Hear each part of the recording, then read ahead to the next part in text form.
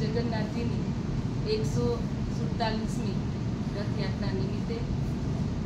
આજે શહેર એકતા સમિતિના સભ્યો અને મહાનુભાવો અને જગન્નાથ મંદિરના ટ્રસ્ટીઓ સાથે ચર્ચા વિચારણા થઈ. એમાં 7 જુલાઈ રવિવારના રોજ અષાઢી બીજના પવિત્ર દિવસે જ્યારે રથયાત્રા નગરની પરિક્રમાએ નીકળનાર છે ત્યારે અમદાવાદ મ્યુનિસિપલ કોર્પોરેશન દ્વારા રોડ રિસરફેસ હોય કે પાણી હોય, લાઇટ હોય, ફાયર બ્રિગેડની સુવિધા અને મેડિકલ સુવિધાઓ, તમામ સુવિધાઓ અહીંયાથી જે આયોજન કરવાનું ઉત્તમથી અતિ ઉત્તમ જે આયોજન કરવામાં આવી રહ્યું છે.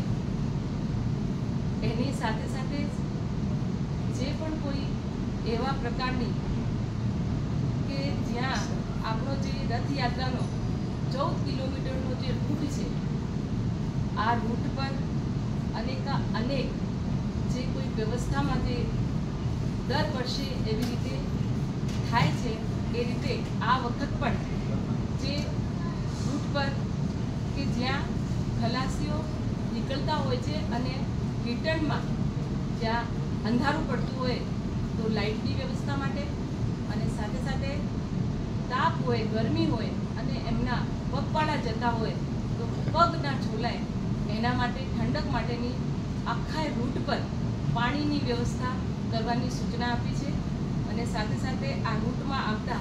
જે કોઈ ભયજનક મકાનો હોય તો એ બાબતે જે તંત્રને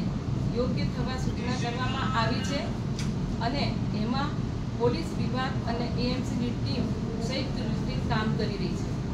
અને આ રસ્તાઓ પર જે કોઈ બેઘર જેવું શેડ છે જે બાબતે સૂચન મળેલ છે તે બાબતે તંત્રને સૂચના આપવામાં આવી છે. અને ચાલક જે ઉપર જે રથ ચાલે છે અને એના ઉપર કોઈ પણ પ્રકારની કોઈ કઠણાઈ પડશે તો એના માટે સૂચના આ મિટિંગમાં આપવામાં આવે છે.